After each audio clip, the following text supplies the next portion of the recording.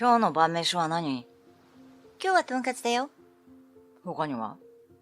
サラダとかぼちゃのスープ。他には？もう一品所望する。そこで LINE は終わる。それを見て私はふーっと息を吐く。これは夫から毎日来る LINE のやりとり。新婚早々はそれも楽しんでいるところがあったが、3年も経つと正直面倒くさい。しかも、この1時間くらい後にまた連絡が入る。もう一品は決まったかと。私は塚田沙織、29歳。会社の先輩だった正道と結婚して3年。夫はアウトドア派で、会社のバーベキュー大会とか同僚同士で行く外での遊びは率先してリーダーシップを発揮するタイプ。私も外に出るのは好きだが、自分からなかなか動けないタイプで、テキパキと動く夫を見たときは、それがとても素敵に見えた。一種のゲレンデマジックというやつだったのかもしれない。どこに行っても率先して動く夫をなんて気の利く人なんだろう。こんな人と一緒だったら毎日楽しいだろうな、と思っているうちに付き合う流れとなり、交際1年後に結婚した。外での夫しか知らなかったから、家の中に入ってもアクティブな夫がそのまま家にいると思っていた私が甘かったことを結婚早々に知ることになる。新婚旅行から帰ってきた日、夫はスーツケースを放り出して床に寝転がった。荷物、片付けておいで。それとお土産、明日ちゃんと会社に持っていけるように仕分けしておいて。と言ったきり、スマホとずっとにらめっこ。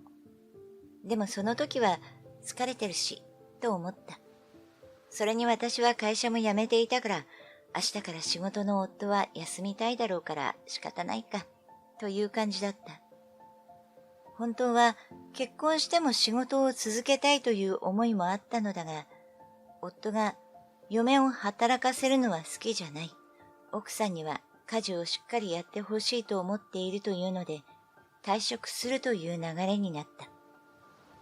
私自身、専業主婦も悪くないな、という思いもあったから、特に反論もしなかった。翌日、会社に行った夫から昼過ぎに LINE が入り、夕飯のメニューを聞かれた。その時はまだ何も考えていなくて、そのまままだ考えていないと返すと、それから1時間おきに決まったと連絡が入り焦った。自分がランチに食べたものと重なったら嫌だという理由かららしい。最初のうちはそれも夫の可愛い一面を見たような気がして楽しんでいたのだが、そう思えたのは最初の1、2週間ぐらいで、だんだんと気が重くなっていった。それくらいのことと思われるかもしれないが、これが毎日だと結構ストレスだ。昼までに夜のメニューを考えなくてはというのが案外プレッシャーなのだ。しかも最近では何味とまで聞かれるし、ダメ出しも多い。なので、お昼過ぎに夫から LINE が入ると、今じゃため息しか出ない。それに、あれだけ外でまめに動く人なのに、家じゃ何一つしないのだ。それこそ、手の届く範囲にある醤油一つ動かさない。夫の目の前にある醤油を、私が醤油ちょうだいと言っても、ここにあるよという返事。それくらい取ってくれてもいいじゃない。と私が聞くと、なんで？と返される始末。こっちがなんでと聞きたい気分だ。私が身を乗り出して取るよりは、目の前にいる夫が取ってくれた方が、ずっと効率がいいと私が言うと、効率の問題ではない。これは役割分担なんだ。俺が夫でお前が妻。妻は夫を使ってはいけない。それが夫婦の決まりだ。などと真顔で言われたときは、かなりの衝撃だった。夫婦って助け合うものじゃないの？助け合ってるじゃないか。俺が働いてお前が家事をする。これで公平だろ？そう言われると、返す言葉がすぐに出てこない。思っていたイメージと違って戸惑うばかりだったが、私の中にも私は専業主婦だからという思いもあった。夫の妻には家事をしっかりしてほしくてという言葉に私もうなずいていたから。夫婦なんてそれまで他人だった者が一緒に暮らすのだ。多少の妥協はつきもの。その覚悟もなくて結婚なんてするものじゃない。結婚前とイメージが違うなんてことを大なり小なり誰にだってあることだと自分に言い聞かせていた。私には離婚はしたくないという思いがあった。なぜなら私の両親は私が幼稚園に入る前に離婚しているからだ。私は母に引き取られ、3歳だった私に父の記憶はなく、その顔も知らずに育った。離婚の原因は考え方の違いだと母に言われた。お父さんのいる家庭を羨ましく感じることはあったが、母が一生懸命働いて私を育ててくれていることは伝わっていたので、口には出せなかった。でも将来、私の子供にはこんな思いをさせたくないと思い、結婚したら絶対に離婚はしないと心に決めていたのだ。夫は外では海外しく動く、誰が見ても気のつく優しい夫だ。近所の人にも優しい旦那様ねと言われ、会社の元同僚にも塚田さんみたいな人だったら家事とかも楽できそうでいいわねと言われることには、なんだか釈然としないものがある。ただ、結婚前から同僚女子には羨ましがられていたこともあって、今更、うちの夫は何にもしてくれない。家ではただのぐうたら男なの、とも言えないでいる。いっそ全部ぶちまけられたら、すっきりするだろうな、なんて思うこともあるが、多少の見栄もあって、結婚失敗したなんて、周りには思われたくないという思いの方が勝ってしまう。結婚後も夫はアウトドア的なものは好きで、私を誘ってくれることもある。外に出ると、そこは家とは違う優しい夫で何でもやってくれる。だから私も夫と出かけることは全く苦にならない。というより、むしろ出かけることの方が好きだった。おい、今度の連休、キャンプに行かないか？と誘われた時もすぐにうなずいた。先輩がいいキャンプ場があるって教えてくれたんだ。渓流釣りもできるらしい。そして二人でキャンプに出かけることになった。家事から解放されると思うと、それだけでもほっとする。夫は、掃除や洗濯の仕方にも何かと細かいし、そこも結構ダメ出しされる。洗濯の畳み方に関してもうるさくて、何度やり直しさせられたかわからない。外で動く夫を見ていると、家でもそうだといいのに、と思ってしまう。前日は雨が降っていて少し心配したが、当日はとてもいい天気で、まさしくキャンプ日和で、夫も上機嫌だった。途中で買い出しもして、準備万端で到着。そこは、ちょっと人里離れた山深い場所で、キャンプ場施設ではないが、前にも誰かキャンプをしたんだろうなという跡は見受けられる。ここなら静かだし。キャンプ場施設とかだと、家族連れやガキがいてうるさいからな。まあ、そうだね。もうちょっと賑やかしいところを想像していたから、こことは思ったが、確かに景色はいいし、いい静けさだ。いろんな鳥の声が耳に響いてきて、心地いい気もする。そうして一日目は何事もなく済んだ。翌日は昼を済ませて片付けをしていると、夫に水汲みを頼まれた。おい、ちょっと水が足りないから汲んできてくれ。わかった。私は汲んだ水を両手にぶら下げて元の場所に戻ろうとしたのだが、その途中で滑って転んでしまった。両手が塞がっていたから転び方も良くなかったのか、かなりひどく足をひねったようで、立とうとしたら両足に痛みが走った。やばい。立てない。顔を上げて夫のいる方向を見るが、夫は気づいていない様子。ちょっと、正道さん、助けて。何度か叫んで、やっと夫はこっちを見ると、倒れている私に気がついて近寄ってきた。おい、俺に片付けさせてなんでこんなところに寝てんだよ。何を言ってるんだ。さすがにこんなところで寝るわけがないだろう。人が痛い思いをしているというのに、真っ先に心配するのが夫というものじゃないのか。転んじゃって足をひねったみたい。と言ってる間にも、足が瞬く間に腫れ上がっていく。それとともに激痛が走る。痛い。夫は私の足をじっと見て、目と口を開くが、その顔は心配しているというより、面白がっているようにしか見えない。なんだ、もしかして折れてんじゃないか。変に曲がってるぞ。嘘。って、まさかの両足骨折。どんだけどんくさいんだお前。なんかカエルみたいだな。笑える。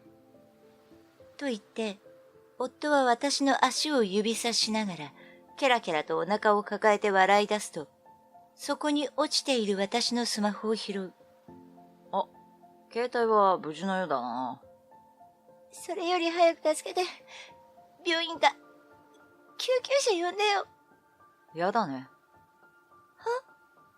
治療費もったいない。しかも両足とも怪我したんじゃ。当分何もできないじゃないか。妻が怪我をして起き上がれないというのに、一体何を言ってるのだ。じゃあ、俺は先に帰るわ。これは一体どういう状況だ。まさか私をこのままにして帰るとか言ってるんじゃないよね。いや、さすがに、そんなことできないだろう。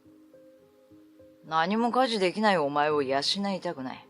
治ったら戻ってこい。そう言うと夫は、私を助け起こそうともせずに、広げていたキャンプ道具をさっさと片付け始める。ちょっと、起こしてよ。起きたきゃ自分で起きろ。自分のことは自分でする。これが大人のルールだ。俺は人に迷惑をかけられるのは好きじゃない。じゃあ私のスマホ返して、自分で助けを呼ぶから。それも嫌だ。俺の悪口言われたら嫌だから。女ってすぐに感情的になるからうざいんだよな。何なんだこの男は、と思っているうちにも、足はどんどん腫れ上がっていき、痛みの部分が熱くなってくる。やばい。夫の言う通り、本当に骨折しているような気がする。なのになんであんなに知らん顔していられるのだろう。そこでさっさと片付けている夫が、見知らぬ他人に見える。本当に見知らぬ他人だったらよかったのに。これが自分の夫かと思ったら悲しくなる。そう思って見ている間にも、夫は片付けを済ませて、さっさと車に乗り込んで、帰ってしまった。これはもう意見の相違どころの話じゃない。怪我をした妻をそこに放置して帰ってしまうなんて、夫どころか、もはや人でもない。なんとか立てないかと頑張ってみるも、足に力を入れようとすると、痛みが走って立てない。こんなところに一人で置き去りにされるなんて、情けなくて涙が出る。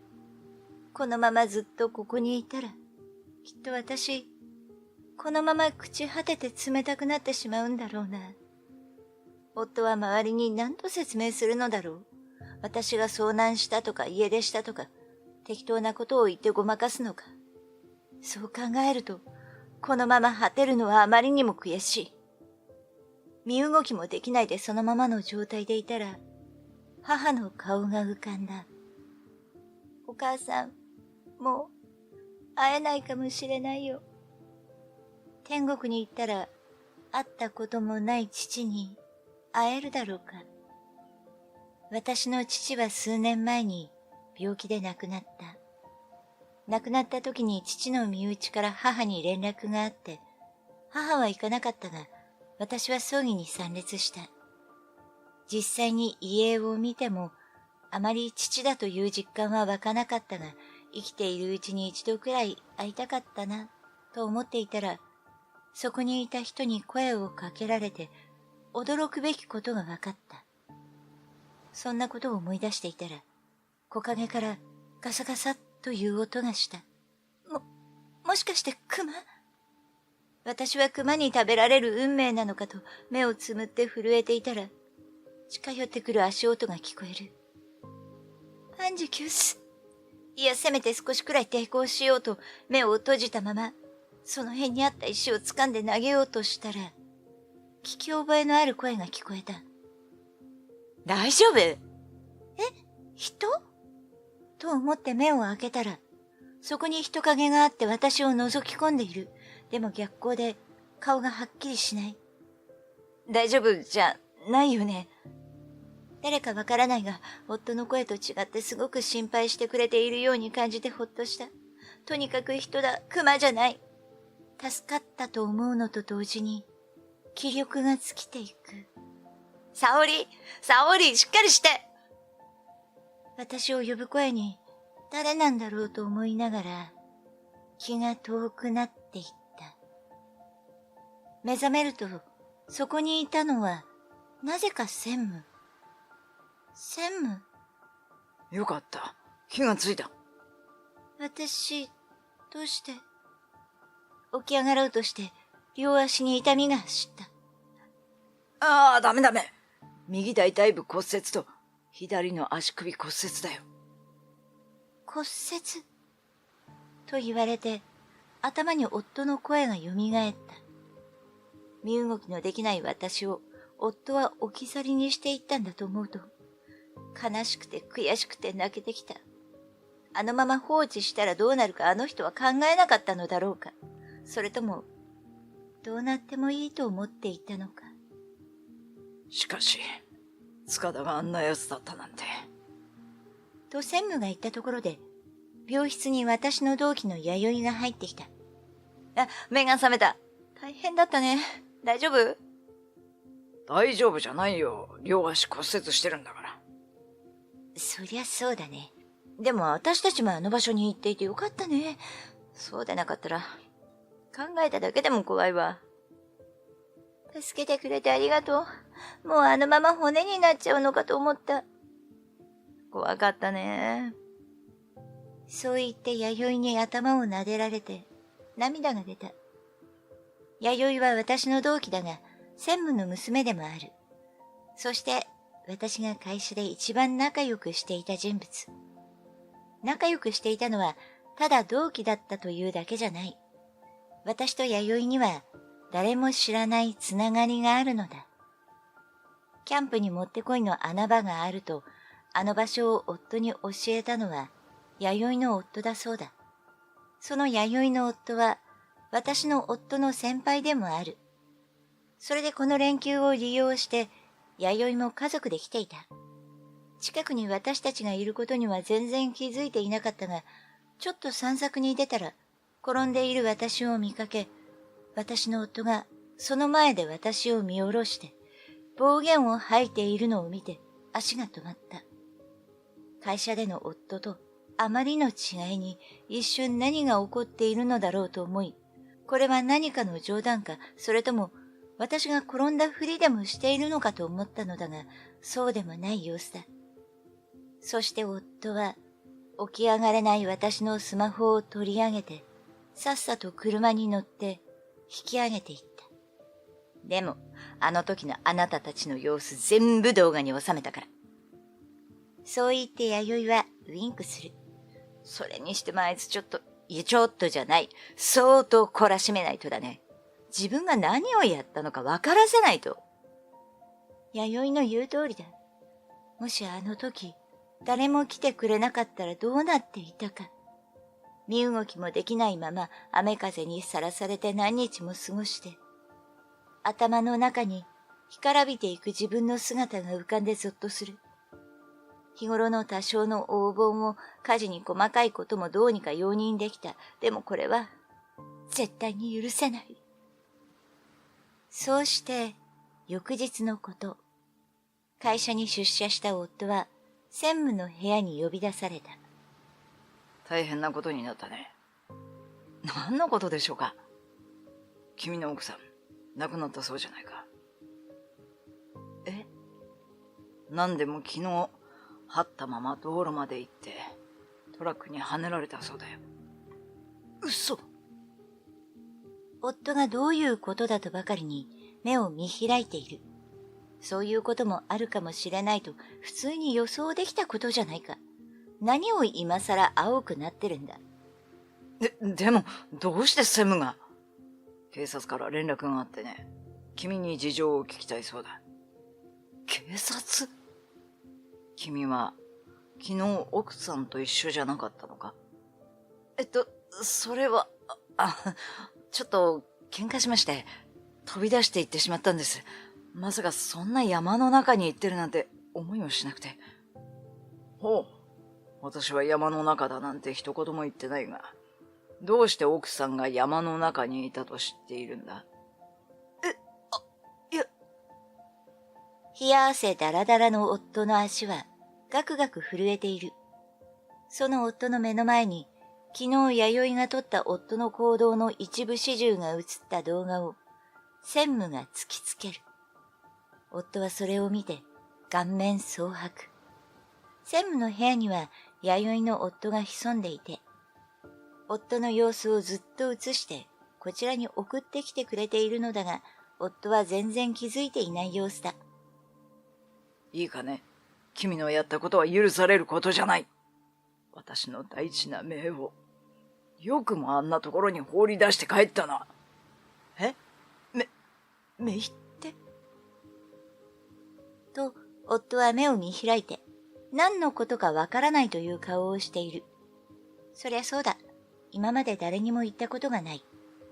専務が私の叔父であることを知ったのは、父の葬儀の時だ。葬儀場で声をかけてきたのは、専務である。専務は、私の父の弟だった。母は父の葬儀に行くことを、あまりいい顔をしなかった。母と父の離婚は、父との意見の食い違いだと思っていたが、実は、姑からの壮絶な嫁いびりがあったからだと、その時に専務から聞いた。私のことも、女の孫などいらない役立たずな嫁だとか、姑が毎日のように母に暴言を吐いたが、父はかばうこともせず、とうとう耐えきれなくなった母は、私を連れて家を出た。専務もその時はすでに結婚して家を出ていたので、後から父にそのことを聞かされた。母は父の家族とはもう関わりたくないと言っていたので、ずっと連絡もしなかった。専務が今の会社に引き抜かれて転職したのは、母が離婚した後だったので、まさか私の就職先に叔父がいるなんて知らなかったのだ。専務とも誰にも言わないでおこうと話していたが、同期でいとこにあたる弥生にだけは話した。夫にも言ってない。夫に言えば母に知られるかもしれないと思ったからだ。専務に睨まれて顔を引きつらせている夫の携帯に私は電話をかける。携帯が鳴ると、夫は慌ててポケットに手を入れる。君は上司に呼ばれたというのにマナーモードにもしてないのか。すみません。早く出なさい。という専務の言葉に、夫はスマホを取り出して画面を見る。その途端、夫は悲鳴を上げて、スマホを放り投げて床に突っ伏し、ガタガタと震え出した。本当に失礼だ。妻の顔を見てそこまで驚かなくてもいいのに。私のスマホは昨日、夫が持って行ったままだったから、弥生のスマホを借りて、親切にも生きていることを知らせてあげようと思っただけだ。まあ、弥生のアイデアでちょっとだけ、いつもより顔を白くして、髪をボサボサにして写ってあげたけど、こんな簡単に引っかかるなんて。専務が夫の放り投げたスマホを拾い、スピーカーにしてくれたので、もう少し乗ってあげよう。あなたのせいで、私はこの世のものではなくなりました。恨ましいです。ごめんなさい、許して。と、夫は床に突っ伏したまま、耳を塞ぐようにして、こちらを見ようともしない。想像以上に度胸がないというか、情けない姿だ。その姿を見て、専務もため息をついている。分かっているだろうが、お前はクビだ。当然だろう。お前のやったことは犯罪だ。だって、ただ、先に帰っただけじゃないですか。その後、あいつが勝手に動いて、道路に出ただけでしょ。貴様というやつは、まだ自分のしでかしたことが分かってないようだな。と専務が言ったところで、警察官がその部屋にやってきた。専務が警察官を呼んでいたのだ。入ってきた警察官に専務が動画を見せると、警察官が夫に近づく。なんで？俺は何も悪くない。俺は関係ない。とわめいていたが、夫はそのまま警察に連行されていった。その後夫は保護責任者遺棄罪で逮捕された。怪我をして身動きできないものを山の中に放置して帰ったのだから当然だ。夫は留置所で夜な夜な私の幽霊が出ると言ってガタガタ震えてたらしい。弁護士を通して離婚の交渉に行ってもらったのだが、あいつはもうあの世じゃないか、毎晩枕元に立っているんだ、などと錯乱していたそうだ。弁護士が生きているからと説明しても、なかなか信じなくて困ったそうだ。私そこまで怖い形相はしていなかったはずなのに、人の思い込みってすごい。どうにかこうにか離婚届のサインをもらったが、夫はまだ私が生きているということに対して半信半疑だったそうだ。そこまで怖がるなら、あんなことしなければよかったのに、と思ったが、もうどうでもいい。元夫は私のスマホまで取り上げて帰ったことでかなり悪質だとみなされ、実刑は免れないだろうと弁護士が言っていた。母は、ひどい目にあったわね。世の中にはろくでもない男が結構いるのね。とつぶやくように言ったが、その後には、でも、あなたが無事で本当によかった。そう言って笑ってくれた。母はその後、病院に来て、専務と会った。最初は少し驚いていたが、娘を助けてくれてありがとうございましたと、頭を下げていた。少し複雑な顔をしていたが、これからも娘をよろしくお願いしますとも言ってくれた。きっと母の中には結婚していた頃のことがまだ傷として残っているのだろう。母は養育費も受け取っていなかったそうだ。本当に父の家とは縁を切りたかったのだろう。頑張って私を育ててくれた母には感謝している。もし母が私のためにと我慢して離婚しなかったら、そんな母を見て育つのはきっと嫌だったに違いない。今は一日も早く怪我を治し、リハビリにも励むつもりだ。会社に復職もできることになった。母と二人で生きてこれて、本当に良かったと思っている。これからはもっともっと親孝行して母に笑い続けてもらいたい。そのためにも自分の人生をしっかり生きていきたいと思う。